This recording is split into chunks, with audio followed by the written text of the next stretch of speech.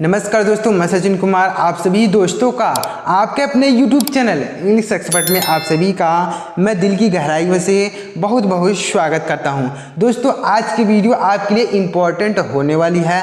आज की वीडियो में हम लोग सीखेंगे कि कोई हिंदी की अगर स्टोरी रहे तो हम उसे इंग्लिश में कैसे ट्रांसलेशन करेंगे। आज की वीडियो में आपको सिखाने वाला हूं, तो वीडियो को पूरा जरूर देखिएगा। मैं गारंटी के साथ कहता हूं कि आपको 100% यह चीज़ समझ में आएगा कि आप इसे ट्रांसलेशन कैसे कर पाएंगे।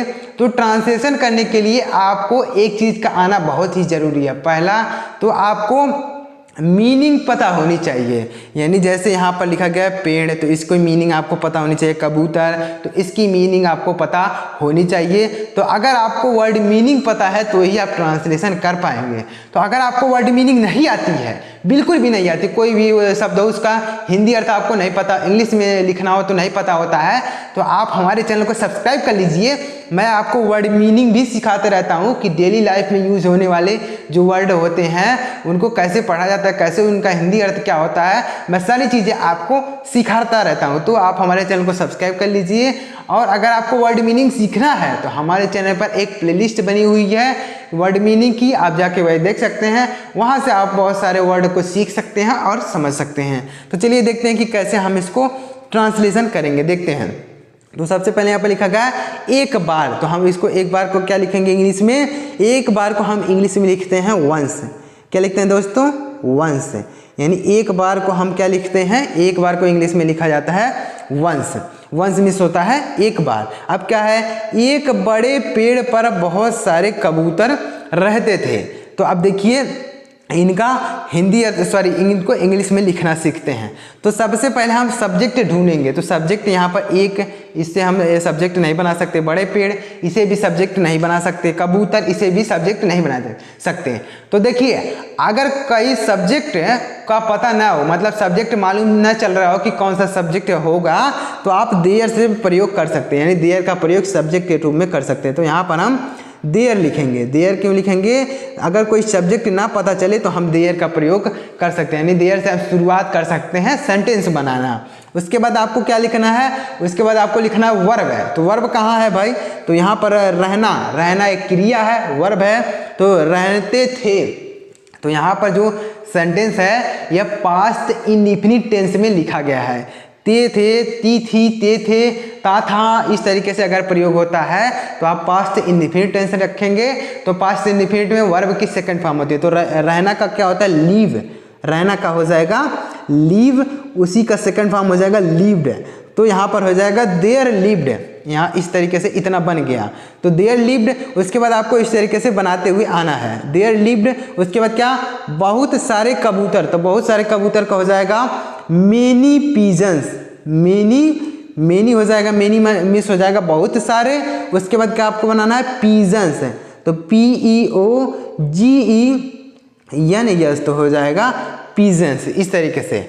यानी देयर लिव्ड मेनी पीजन्स, यानी बहुत सारे कबूतर रहते थे बड़े पेड़ पर। तो एक बड़े पेड़ पर, तो लिख देना ऑन मिस हो जाएगा पर, ऑन मिस क्या हो जाएगा दोस्तों? पर। उसके बाद क्या है? बड़े पेड़ पर, तो बड़े पेड़, तो एक बड़े पेड़ तो लिख देना ए बिग ट्री, BIG, तो हो जाएगा बिग, TREE, तो हो जाएगा ट्री। तो इस तरीके से ट्रांसलेशन करेंगे। कहने का मतलब है कि सबसे पहले इसका लिख दिया हमने वन से, एक बार हो जाएगा। उसका सब्जेक्ट लिख दिया, सब्जेक्ट यहाँ पर कोई नहीं पता चला है तो आप लिखेंगे देयर। उसके बाद क्या लिखेंगे? वर्ब लिखेंगे। तो वर्ब है लीव, तो लीव का सेकंड फॉर्म हो जाएगा लीव्ड। यहाँ पर लीव्ड क्यों लिख दिए? क्योंकि यहाँ पर पास्ट इंडेफिनिट टेंस है। उसके बाद क्या लिख दिए? बहुत सारे कबूतर, तो मेनी पीजन्स, एक पेड़ पर, तो ऑन ए बिग ट्री। तो इस तरीके से बनाएंगे। आगे देखिएगा, अभी आपको और अच्छी तरीके से समझ में आएगा। अब भाई क्या है? एक शिकारी ने उनको देखा। तो यहाँ पर इतना बनाते हैं। तो एक शिकारी, तो एक शिकारी का हो जाएगा ए हंटर। हंटर में से हो जाएगा शिकारी, HUNTER, तो हो जाएगा हंटर। तो एक शिकारी ने, तो ए हंटर। उसके बाद देखा, तो यहाँ पर भी पास्ट इंडेफिनिट टेंस है। देखा, खाया, पिया, गया, सोया, नाचा, गाया। तो ये अगर इस तरीके से आता है तो यह पास्ट इंडेफिनिट टेंस होता है। तो उसके बाद द वर्ब की सेकंड फॉर्म आती है। तो वर्ब की सेकंड फॉर्म यहाँ पर देखना का होता है सी, तो सी का सेकंड फॉर्म हो जाएगा सा। तो एक शिकारी ने देखा, एक शिकारी ने उनको देखा, ए हंटर सा। उसके बाद किनको देखा भाई, तो उनको का हो जाएगा देम। उनको क्या होगा दोस्तों, देम। तो एक शिकारी ने उनको देखा, ए हंटर सा देम, एक शिकारी ने उनको देखा। देम क्यों लिखे हैं, क्योंकि यहाँ पर बहुत सारे पक्षी हैं इसलिए देम लिख रहे हैं उनको। अब क्या होगा, और, तो और का इंग्लिश होता है एंड। और का इंग्लिश क्या होता है दोस्तों, and. A hunter saw them, एक शिकारी ने उनको देखा और उनको पकड़ना चाहा। एंड अब पकड़ना का इंग्लिश क्या हो जाएगा, पकड़ना का हो जाएगा कैच। तो कैच का यहाँ पर सेकंड फॉर्म लिखेंगे कॉट। पकड़ना चाहा, तो पकड़ना चाहा का इंग्लिश सबसे पहले लिखेंगे, यहाँ पर पकड़ना का नहीं लिखेंगे, चाहा। तो चाहना का इंग्लिश होता है वांटेड, वांटेड हो जाएगा। वांटेड क्यों होगा भाई, यहाँ पर भी वर्ब की सेकंड फॉर्म लिखेंगे, क्योंकि यहाँ पर भी पास्ट इंडेफिनिट टेंस है। चाहा, गया, खाया, पिया, सोया, जैसे हमने यहाँ पर बताया ना, उसी तरीके से। चाहा तो चाहना क्या हो जाएगा, वांटेड। पकड़ना तो हो जाएगा to catch, to catch, CATCH तो हो जाएगा कैच, यानी और तो हो जाएगा एंड। चाहा तो हो जाएगा वांटेड, पकड़ना टू कैच, उनको तो हो जाएगा देम। उनको का क्या होगा, देम। तो उनको पकड़ना चाहा। तो इस तरीके से आपको ट्रांसलेशन करना है। तो अगर आप ऐसे अगर नहीं कर पाते हैं आप ट्रांसलेशन, तो आप केवल वीडियो देखिए और सीखिए, समझिए कि कैसे मैं आपको ट्रांसलेशन करा रहा हूँ। तो इसी तरीके से धीरे धीरे जब आप सीखते जाएंगे, समझते जाएंगे, तो आपको ट्रांसलेशन करना समझ में आने लगेगा। कुछ तो कुछ आप ट्रांसलेशन कर ही पाएंगे। आप धीरे धीरे जब सीखते जाएंगे, तो आप वीडियो को पूरा देखा कीजिए, सीखा कीजिए, समझा कीजिए, तो ही आपको कुछ सीखने को मिलेगा। जब आप वीडियो पूरा देखेंगे ही नहीं, तो आपको कुछ भी नहीं समझ में आने वाला। आगे देखिए, यहाँ तक हो गया। तो इस तरीके से आप देखिएगा, एक बार देख लेते हैं। Once there lived many pigeons on a big tree, a hunter saw them and wanted to catch them. एक बार की बात है, यानी एक बार एक बहुत बड़े पेड़ पर बहुत सारे कबूतर रहते थे। एक शिकारी ने उनको देखा और उनको पकड़ना चाहा। अब देखिए आगे, एक दिन, तो एक दिन, एक का हो जाएगा वन, एक का क्या होगा दोस्तों, वन। डे का, दिन का हो जाएगा डे, एक दिन तो हो जाएगा वन डे। उसने कुछ दाने जमीन पर फेंक दिए। तो उसने मतलब शिकारी ने, तो यहाँ पर लिखेंगे ही।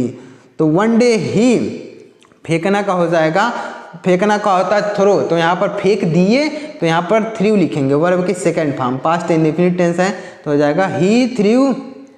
उसके बाद क्या लिखेंगे, कुछ दाने, तो लिख देंगे ही थ्रू सम ग्रेन, सम मिस हो जाएगा कुछ। उसके बाद दाने, तो दाने का हो जाएगा ग्रेन्स, ग्रेन्स मिस हो जाएगा दाने, GRAINS तो हो जाएगा ग्रेन्स। तो देखिए, अगर कोई चीज़ आप ट्रांसलेशन करना चाहते हैं, तो उसके लिए आपको वर्ड मीनिंग का आना बहुत ही ज़रूरी है। अगर आप वर्ड मीनिंग नहीं आती है आपको, तो आप ट्रांसलेशन नहीं कर पाएंगे। तो इसलिए आप वर्ड मीनिंग सबसे पहले सीख लीजिए। तो वर्ड मीनिंग भी मैं अपने चैनल पर अपलोड करते रहता हूं। अगर आपको वर्ड मीनिंग सीखना है, तो आप हमारे चैनल को सब्सक्राइब कीजिए, आपको वर्ड मीनिंग की वीडियो देखने को मिलेंगे। तो क्या हुआ, उसने कुछ दाने ज़मीन पर फेंक दिए।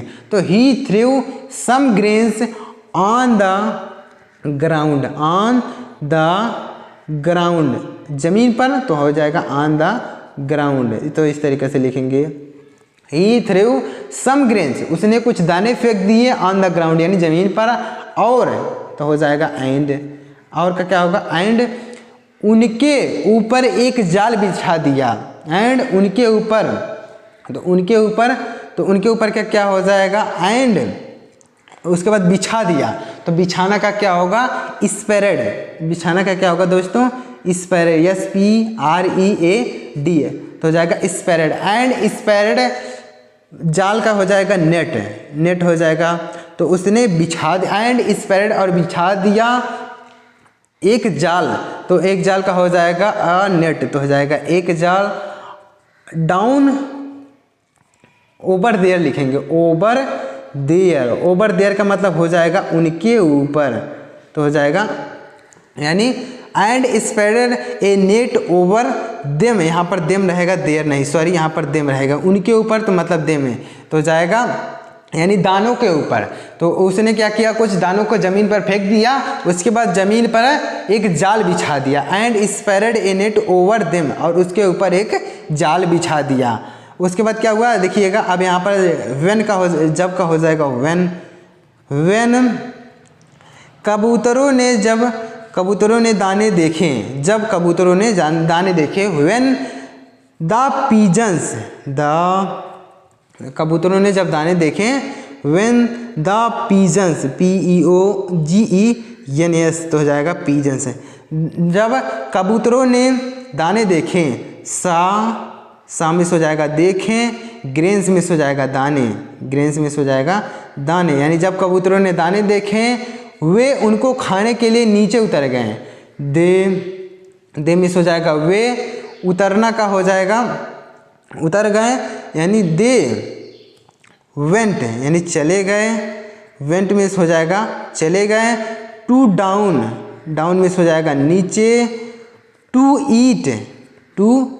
ईट यानी खाने के लिए, टू ईट यानी खाने के लिए उनको, यानी देम मिस हो जाएगा उन दानों को खाने के लिए वह नीचे उतर गए। तो इस तरीके से जब आप ट्रांसलेशन करेंगे तो आप बहुत ही आसान तरीके से ट्रांसलेशन कर पाएंगे।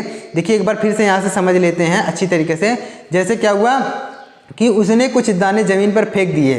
ही threw some grains on the ground and spread a note over them, sorry note नहीं नेट। तो उसने कुछ दाने ज़मीन पर बिखेर दिए, उसके बाद उसके ऊपर एक जाल बिछा दिया।